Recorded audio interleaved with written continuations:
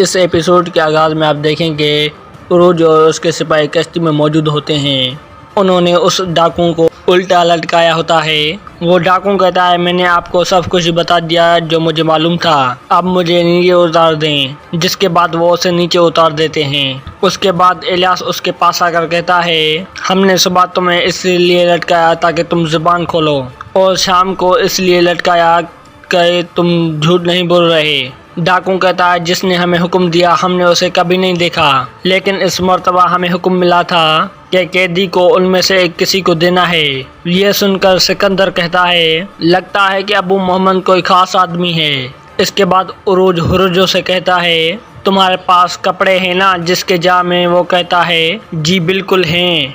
यहाँ सराय में स्लेवी जाफर से कहता है, क्या तुम उरूज से हमेशा के लिए जान नहीं छुड़वाना चाहते? जाफर कहता है, बिल्कुल जनाब, ये तो मेरी सबसे बड़ी ख्वाहिश है। स्लेवी कहता है, मैं तुम्हें उरूज सोने की प्लेट में पेश करूंगा।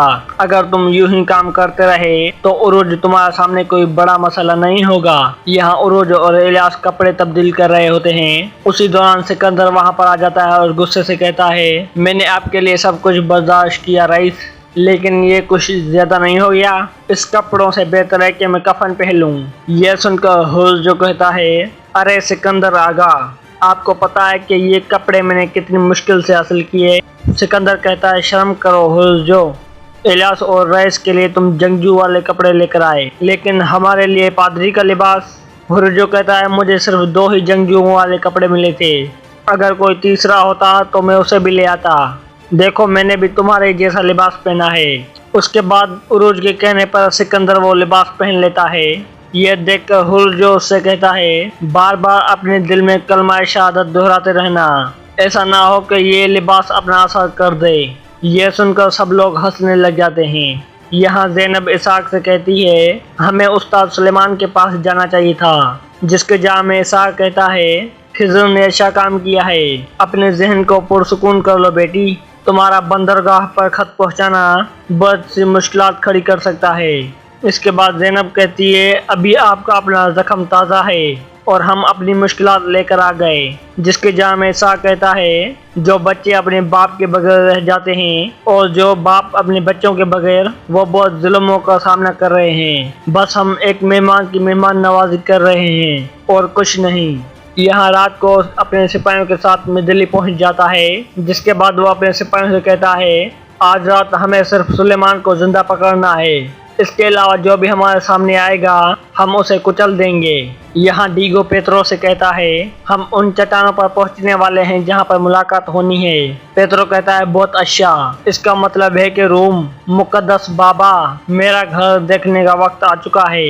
ये छोटा सा काम करके हम सफर जारी रखेंगे। इसके बाद डीगो कहता है, क्या हमें जंगी तश्कील की जरूरत पड़ेगी? पेत्रो कहता है, हमें जिससे मुलाकात करने वाले हैं वो एक आम कज़ाक है। अगर उसने मेरे साथ खेल खेलने की कोशिश की तो मैं उसे तबाह कर दूंगा।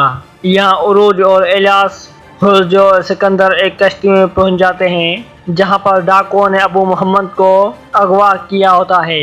उन्हें देखने के बाद थियो कहता है, क्या तुम लोग अबू मोहम्मद को लेने आए हो? उरूज कहता है, हाँ, क्या वो यहीं पर है? थियो कहता है, बिल्कुल, बाकी सोना लेकर आए हो? उरूज कहते हैं, लाए हैं, लेकिन पहले हम अबू मोहम्मद को देखना चाहते हैं। थियो कहता है, अबू मोहम्मद को लेकर आओ। जिसके बाद सिपाही उसे लेकर आते हैं। इसके बाद उरूज उससे पूछता है, क्या तुम ही अबू मोहम्मद हो? अबू मोहम्मद कहता है, हाँ, मैं ही अबू मोहम्मद हूँ। देखो, मेरे हाथ पैर बंधे हुए हैं, मैं पहले से ही कैद हूँ, तुम लोग मुझे दोबारा अगवा नहीं कर सकते। जिसके जा में इलियास कहता है, हम तुम्हें अगवा करने नहीं आए हैं, बल्कि सोने के एवज खरीदने आए हैं।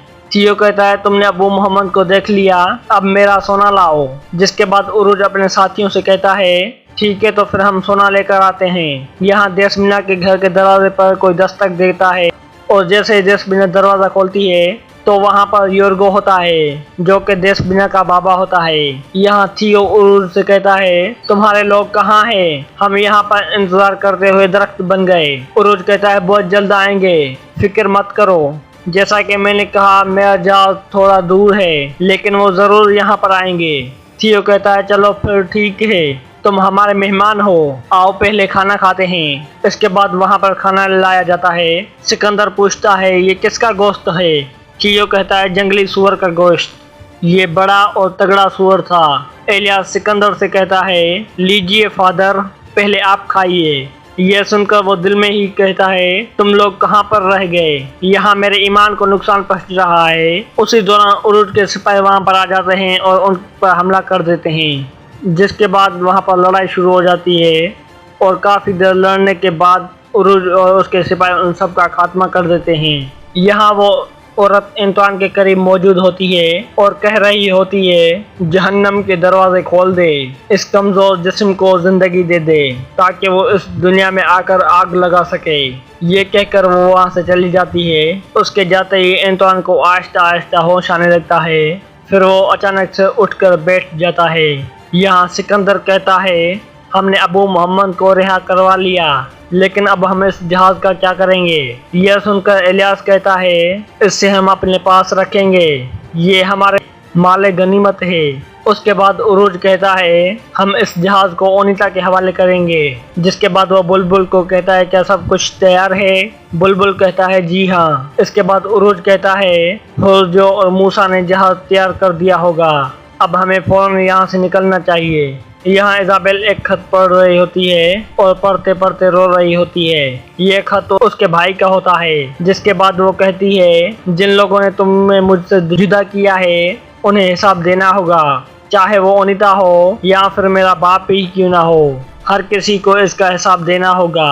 यहाँ उरुज और इलियास कश्ती में मौजूद होते हैं। फिर वो अपनी कश्ती की जानिब देखकर कहते हैं ये हुर्जो वाले इस तरह क्यों खड़े हुए हैं? ऐसा लगता है किसी ने इन्हें बांध दिया है।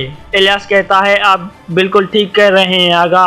उरुज कहता है कुछ न कुछ गड़बड़ जरूर है। यहाँ उस्ताद सुलेमान और खिज़र भी घर में आ जाते हैं और इसहाक वालों से बातें करने लग जाते हैं। इसके बाद उस्ताद सुलेमान कहते हैं हमजा के बाबा को कत्ल करने वाले अब हमजा के पीछे जाएंगे, इसीलिए हमें तेजी से काम करने की जरूरत है। यह सुनकर इसहाक कहता है सबसे पहले बताएं इस बच्चे का बाप कौन था और मामला क्या था, उन्होंने इसको क्यों मारा? जिसके जवाब में उस्ताद कहते हैं ये मैं तुम्हें नहीं बता सकता। इसहाक कहता है तुम बताओ खिज़र, तुम्हें जरूर मालूम होगा। जिसके जवाब में खिज़र कहता है क्या ये सही वक्त है इसहाक आगा? यह सुनकर इसहाक खड़ा हो जाता है और कहता है मैं इन मामलात से तंग आ गया हूँ, यही सही वक्त है। उसी दौरान रात को अपने सिपाहियों के साथ वहाँ पर पहुँच जाता है, जिसे देखकर वो सब वहाँ पर खड़े हो जाते हैं। इसहाक कहता है कौन हो तुम लोग? रात को कहता है तुम्हारी मौत। यहाँ दूसरी कश्ती उरुज के कश्ती के सामने आ जाती है, जिस कश्ती में उरुज के आधे सिपाही मौजूद होते हैं, लेकिन किसी ने उनके हाथ बांध रखे होते हैं, जिसकी वजह से वो हरकत नहीं कर रहे। उसी दौरान शाहीन वहां पर आ जाता है और कहता है बाबा उरुज जो अपने जहाज को बचाता है उसे कप्तान कहते हैं, लेकिन क्या तुम जानते हो उस शख्स को क्या कहते हैं जो अपना जहाज खो देता है? उरुज कहता है तुम क्या कहना चाहते हो? शाहीन कहता है तुम अच्छी तरह जान लो ये जहाज और जो कैदी तुमने छुड़वाया है वो मेरा है। चलो देखते हैं कि तुम कितने पानी में हो बाबा उरुज। नाज़रीन यहाँ पर ये एपिसोड खत्म हो जाती है।